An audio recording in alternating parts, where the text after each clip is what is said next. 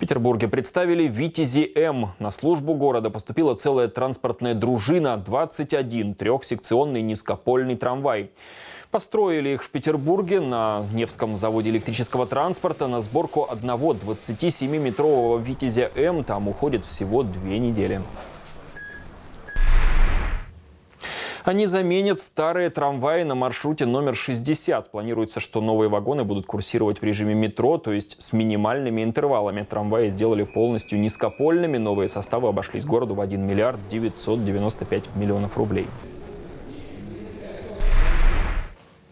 Уже завтра откроются 3 станции Фрунзенского радиуса: проспект Славы, Дунайская и Шушары. В связи с этим «Пассажироавтотранс» запускает новый маршрут. Автобус номер 330 будет следовать из Колпино до новой станции метро Шушары. Также он будет делать остановку в Петрославянке. В пресс-службе «Пассажироавтотранс» рассказали, что автобус будет ходить в среднем раз в 15 минут. Кроме того, к станции Шушары будет подъезжать и маршрут номер 197.